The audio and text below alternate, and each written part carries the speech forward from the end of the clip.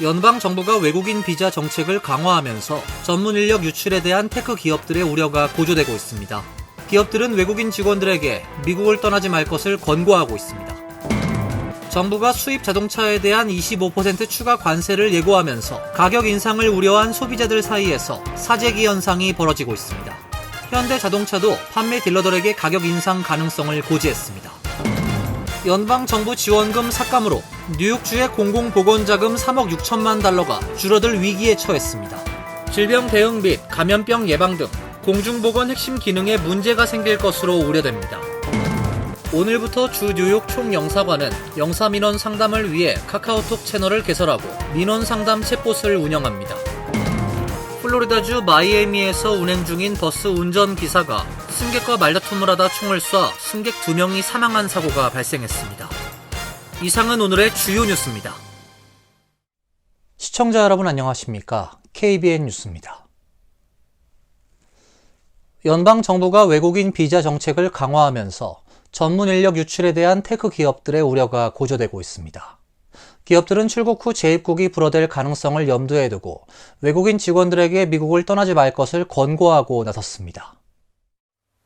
워싱턴 포스트가 입수한 문서에 따르면 구글, 아마존 등 주요 빅테크 기업들의 법적 자문을 제공하는 로펌들은 H-1B 비자를 가진 회사 직원들에게 해외여행을 제고하라고 조언하고 있습니다. 최근 정부가 친이란 무장정파 하마스 헤즈볼라와 연관이 있다고 의심되는 사람들의 비자와 영주권을 취소하는 등 비자 정책을 강화하면서 자칫 미국을 떠났다가 입국이 불어될 수 있기 때문입니다. 주요 이민 전문 로펌들은 트럼프 행정부가 비자 신청자의 정치적인 견해와 SNS 활동에 대한 심사 강화로 비자 규제를 강화할 수 있다고 경고했습니다. 이를 토대로 비자 규정이 돌연 변하거나 처리가 지연될 수 있다고 지적했습니다. 앞서 트럼프 1기 행정부 동안 H-1B 비자 거부율은 15%로 급증한 바 있습니다.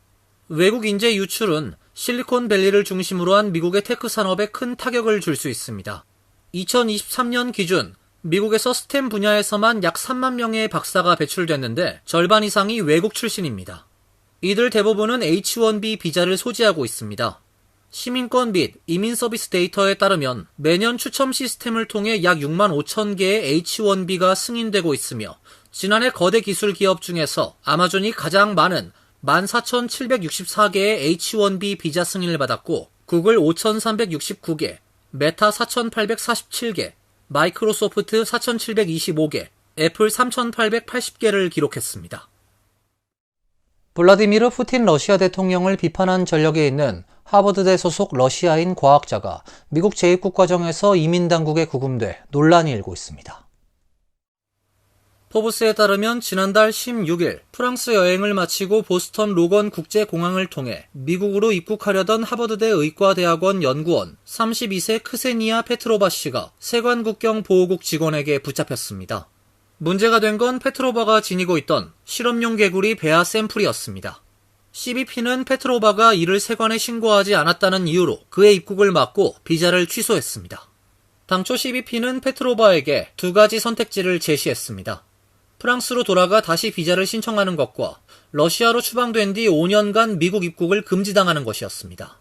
하지만 페트로바가 프랑스행을 택하면서 내가 러시아로 돌아간다면 정치적 박해를 받을까봐 두렵다고 말하자 CBP 직원이 그를 구금하기로 결정한 것으로 전해졌습니다. 페트로바는 2022년 푸틴 대통령과 그의 우크라이나 침략에 반대하는 시위에 참여했다 체포된 전력이 있었습니다. 페트로바는 이민당국의 처분이 과도하다며 법원에 소송을 제기했습니다.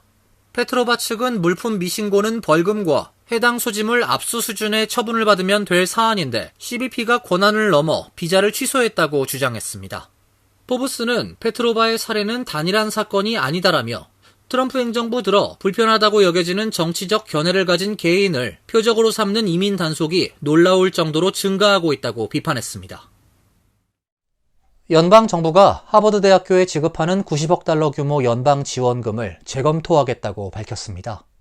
정부는 하버드대가 반유대주의 대응에 소홀해 심각한 위험에 처했다고 지적했습니다. 월스트리트 저널에 따르면 연방교육부와 보건복지부, 연방총무청은 어제 하버드대와 맺은 2억 5,560만 달러 규모의 계약과 보조금 87억 달러에 대해 재검토하고 있습니다. 린다 백마흔 교육부 장관은 하버드대는 여러 세대에 걸쳐 아메리칸 드림의 상징이자 열심히 공부해 입학 허가를 받으려는 전 세계 학생들에게 포부의 정점이 되었다면서, 그러나 반유대 차별에서 학생들을 보호하지 못해 하버드대 평판이 심각한 위협에 처했다고 주장했습니다. 트럼프 행정부가 하버드대를 압박하는 건 대학 지원금을 무기로 캠퍼스 내 반유대주의를 근절시키겠다는 취지로 분석됩니다. 교육부 등은 지난달 7일 컬럼비아대를 상대로 4억 달러에 이르는 연방계약 보조금을 즉시 취소한다고 발표했고, 컬럼비아대는 정부의 요구사항을 수용했습니다. 이 대학 임시총장도 자리에서 물러났습니다. 또 지난달 초 펜실베니아대에도 트랜스젠더 스포츠 정책을 문제 삼아 1억 7,500만 달러를 지원하지 않겠다고 결정했습니다. 교육부는 최근 하버드대를 비롯해 미국 내 60개 대학에 서한을 보내 캠퍼스에서 유대인 학생을 보호하지 못하면 민권법에 따른 조치를 취하겠다고 경고한 바 있습니다. 도널드 트럼프 대통령이 곧 상호관세 부과 조치의 내용을 공개하겠다고 밝혔습니다. 이르면 오늘 밤에 상호관세의 구체적인 내용이 언론에 공개되고, 트럼프 대통령의 공식 발표는 내일 오후 백악관 로즈가든에서 전체 강요들이 참석한 가운데 진행될 것이란 관측이 나오고 있습니다. 트럼프 대통령은 어제 백악관 집무실에서 상호관세의 세부 내용에 대해 이틀 안에 1일 밤이나 수요일 보게 될 것이라고 말했습니다. 트럼프 대통령은 미국이 상대국으로부터 감수해온 무역 적자에 비해 관용적인 관세를 부과했다는 주장을 강조했습니다. 또 이것은 상호적으로 그들이 우리에게 청구하는 것은 우리도 그들에게 청구하지만 우린 그들이 했던 것보다 친절하다고 말했습니다. 그러면서 숫자는 그들이 우리에게 청구한 것보다 낮을 것이고 어떤 경우에는 상당히 낮을 수도 있다며 우리에겐 일종의 세계적 의무가 있을지도 모른다고 덧붙였습니다. 한국과 일본, 중국이 지난 30일 서울에서 열린 한일중 경제통상장관회의에서 개방적 다자 무역체제 지지를 확인한 것이 중국의 이득일 수 있다는 질문에 대해서는 걱정하지 않는다고 답했습니다. 트럼프 대통령은 많은 나라가 관세를 낮출 것이라고 생각한다며 미국의 관세 부과 정책 이후 유럽연합과 인도가 관세 인하에 나섰다고 강조했습니다. 트럼프 대통령은 미국 무역대표부가 전 세계 각국 불공정 무역 관행을 조사해 제출하는 보고서를 최종 검토한 뒤 세계 각국을 대상으로 한 상호 관세를 발표할 계획입니다. 정부가 수입 자동차에 대한 25% 추가 관세를 예고하면서 가격 인상을 우려한 소비자들 사이에서 사재기 현상이 벌어지고 있습니다. 현대자동차도 판매 딜러들에게 가격 인상 가능성을 고지한 것으로 알려지고 있습니다. 니케이는 어제 관세로 인한 가격 인상이 예상되는 가운데 3월 신차 판매량이 전달 대비 20% 증가한 것으로 보인다며 수입차 매장에 몰려드는 소비자들의 모습을 전했습니다. 뉴욕시의 볼보 판매점에선 주말 동안 고객 응대로 분주한 모습이 연출됐습니다. 이곳을 찾은 한 시민은 25%나 더 내고 싶지 않다고 말했습니다. 이 같은 소비 심리를 자극한 듯 일부 자동차 매장들은 관세 발효 전에 구매를 유도하는 광고를 늘리고 있습니다. 픽업 트럭 등 고가 차량을 미리 구매하려는 움직임도 두드러지고 있습니다. 스탠더드 앤드 푸어스 글로벌은 3월 미국 신차 판매량이 145만 대를 넘어 전월 대비 20% 증가할 것으로 전망했습니다. 관세 발효 후 신차 가격이 상승할 것이란 전망이 지배적입니다. JP모건은 자동차 제조업체들이 관세 비용을 소비자에게 전가할 경우 평균 판매 가격이 11% 상승할 것으로 추정했습니다. 차량 한 대당 최대 $5,300 인상되고 월 신차 할부금도 6에서 9% 증가할 가능성이 있습니다. 일부 브랜드는 이미 가격을 올리기 시작했습니다. 이탈리아 슈퍼카 브랜드 페라리는 미국에서 판매하는 일부 차종의 가격을 최대 10% 인상한다고 지난 27일 발표했습니다. 현대차 미국 판매 법인도 딜러들에게 관세 부과에 따른 차 가격 인상 가능성을 고지했습니다. 랜드파커 미국 판매법인 CEO는 최근 현지 딜러들에게 보낸 서신에서 현재의 차 가격은 보장되지 않으며 4월 2일 이후 도매되는 제품에 대해서는 변경될 수 있다고 밝혔습니다. 정부가 각종 연방지원금 삭감에 나선 가운데 뉴욕주의 공공보건자금 3억 6천만 달러가 줄어들 위기에 처했습니다. 예산이 삭감될 경우 질병 대응 및 감염병 예방 등 공중보건 핵심 기능에 문제가 생길 것으로 우려됩니다. 캐시 호컬 뉴욕 주지사는 지난달 28일 성명을 통해 트럼프 행정부는 $120가 넘는 연방 보건 보조금을 삭감하기로 결정했고, 이로 인해 뉴욕주의 정신건강 및 약물 치료, 전염병 추적 등에 큰 문제가 생길 것이라고 우려했습니다. 호컬 주지사에 따르면 트럼프 행정부의 삭감 결정으로 뉴욕주 보건국은 3억 달러, 주 중독 서비스 지원국은 4천만 달러, 주 정신건강국은 2,700만 달러의 자금을 잃을 것으로 전망됩니다. 호컬 주지사는 공중보건, 자살 예방 및 중독 서비스 예산을 삭감하는 것은 잔인한 일이며 뉴욕 주민들에게 큰 피해를 줄 것이라고 말하고 이런 대대적인 예산 삭감을 감당할 수 있는 주가 없고 이 문제를 해결하기 위해선 공화당 소속 뉴욕 의원들이 맞서 싸워줘야 한다고 강조했습니다. 트럼프 행정부는 앞서 코로나19 팬데믹이 끝났기 때문에 더 이상 납세자들의 돈 수십억 달러를 코로나19 관련 공공보건 자금으로 지출할 필요가 없다고 밝혔고 척 슈머 연방 상원 민주당 원내대표와 커스턴 질리브랜드 연방 상원 의원은 지난달 27일 트럼프 행정부의 예산 삭감 철회를 촉구했습니다. 주지사실의 분석에 따르면 주 보건국 예산이 삭감될 경우 질병 발병 대응, 병원 및 요양원 감염병 예방 조치 등 공중보건 핵심 기능에 문제가 생길 것으로 파악됐습니다. 주 뉴욕 총영사관은 오늘부터 영사민원 상담을 위해 카카오톡 채널을 개설하고 민원 상담 챗봇을 운영한다고 밝혔습니다. 하민들에게 친숙한 카카오톡 기반의 영사 민원 상담 챗봇을 통해 국적, 병역, 가족관계 등록, 공증 등 총영사관에서 취급하는 모든 민원 업무에 대한 정보를 온라인을 통해 24시간 문의할 수 있습니다. AI 머신러닝 기능을 활용해 신속하고 정확한 답변도 얻을 수 있습니다. 민원 채널을 찾으려면 카카오톡 플랫폼 찾기 기능에서 주 뉴욕 총영사관을 입력하면 민원 안내 채널로 연결됩니다. 카카오톡 링크 혹은 QR코드로도 접근할 수 있습니다.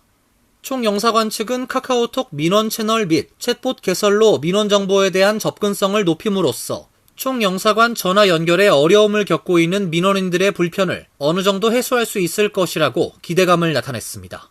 이어 챗봇 운영 초기에 발생할 수 있는 오류를 점검하고 개선해 나갈 계획이며 앞으로도 영사 민원 서비스 만족도 향상을 위해 지속적으로 노력할 예정이라고 덧붙였습니다.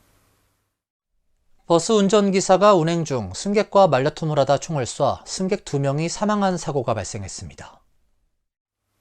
데일리메일에 따르면 지난 30일 마이애미의 버스 운전사가 노스웨스트 7번가 쇼핑플라자 근처에서 여러 발의 총격을 가해 남성 승객 2명이 사망했습니다. 사고 당시 버스 운전사가 승객 2명과 심한 말다툼을 벌인 것으로 알려지고 있습니다. 버스 안에서 승객과 말다툼이 격화돼 범행을 저지른 것입니다. 범행을 저지른 버스기사는 구금됐으며 총을 맞은 승객들은 아벤투라 병원으로 곧장 이송됐지만 2사람 모두 사망했습니다. 당시 목격자들은 현장에서 6번의 총소리를 들었다고 증언했습니다. 마이애미 교통부 대변인은 버스 운전사가 자기 방어 수단으로 총을 소지하는 것은 허용되지 않는다며 비극을 예방하기 위해 법 집행기관과 협조해 할 수 있는 모든 것을 다할 예정이라고 말했습니다. 경찰은 사고가 발생한 근처 쇼핑플라자 전체를 봉쇄했으며 버스 운전자가 승객을 쏜 이유와 승객들의 무기 소지 여부에 대한 조사를 진행하고 있습니다. 이어서 간추린 소식입니다. 미국 내 한인 이산가족 명단을 파악해 국가에 등록하도록 하는 한국계 미국인 분단가족 국가등록 법안이 연방 상원 외교위를 통과했습니다. 법안을 상정한 민주당 팀 케인 의원과 공화당 테드 크루즈 상원 의원은 상원 외교위가 초당적인 법안을 통과시킨 것을 환영했습니다. 케인 상원 의원은 이번에 상원 외교위가 법안을 통과시킨 것을 기쁘게 생각한다며 법안은 이산 가족들이 사랑하는 가족과 재결합할 수 있는 중요한 첫걸음이며 상원이 가능한 빨리 이 법안을 통과시키길 바란다고 말했습니다. 크루즈 의원도 법안은 미국 내 가족들에게 평화를 주고 북한 정권 아래 오랫동안 고통받아온 가족들이 다시 만날 수 있게 한다고 밝혔습니다. 멕시코 교민사회에서 자랑처럼 여기는 36년 역사의 멕시코 한글학교가 건물 노후화 문제로 학생 교육에 어려움을 겪는 것으로 알려졌습니다. 멕시코 한인 커뮤니티는 최근 한글학교 교육공간 개선 및 시설 확충을 위한 모금활동에 들어갔습니다. 멕시코시리 한복판에 자리한 멕시코 한글학교 건물은 최근 건물 변형과 손상에 따른 구조 진단 결과 보수가 필요한 상황이란 취지의 평가를 받은 것으로 알려지고 있습니다. 현재 멕시코 한글학교에서는 유치부 3개 반 등 총 17개 반 학생 220명과 교사 20명이 매주 토요일 4-5시간 이상 머물면서 다양한 활동을 하고 있습니다. 이민자 영주권자 자녀뿐만 아니라 3에서 5년 안팎 생활하는 기업체 주재원 아이들에게도 한글과 한국에 대한 교육을 제공하고 있습니다. 존 리우 뉴욕주 상원 의원은 지난 30일 스티브 코엔 매츠 구단주와 기자회견을 열고 시리필드 주변 50에이커 규모의 아스팔트 주차장을 상업용으로 개발하는 법안을 지지하겠다고 밝혔습니다. 시리필드는 도시공원으로 지정돼 있기 때문에 재개발을 하려면 주 법을 변경해야 합니다. 주 의원 중 공식적으로 시리필드 카지노 개발을 지지한 경우는 이번이 처음으로 정치적 지지를 받음으로써 80억 달러 규모의 대규모 카지노와 엔터테인먼트 단지를 건설하는 메트로폴리탄 파크 개발이 한층 더 가까워졌습니다. 도노반 리차드 퀸즈 보로장 역시 스카이파크 계획을 지지하고 나섰습니다. 그는 코로나, 플러싱 등 역사적으로 서비스가 부족했던 지역에 2만 3천 개 일자리와 투자를 가져올 것이라고 말했습니다. 주 정부는 오는 6월 27일까지 카지노 라이선스 3개에 대한 신청을 받을 예정입니다. 통행료 자동 결제 시스템인 이지패스의 웹사이트와 모바일 앱 접속이 일시 중단됩니다. 메트로폴리탄 교통공사는 시스템 업그레이드 작업으로 인해 이달 9일부터 14일까지 이지패스 웹사이트와 앱 이용이 제한된다고 밝혔습니다. 작업 기간 중엔 계정 조회, 결제, 등록 및 정보 변경 등 온라인 서비스를 이용할 수 없습니다. 고객 지원센터 전화도 이 기간 동안 운영이 중단되며 통행료 우편 청구 시스템과 고객센터도 운영되지 않습니다. 단, 이지패스 단말기는 평소처럼 정상 작동하며 통행료도 정상 부과됩니다. MTA는 이번 업그레이드로 통합된 고객센터 운영과 함께 보안성과 사용자 편의성을 높일 계획이라고 밝혔습니다. 환율과 증권 소식입니다.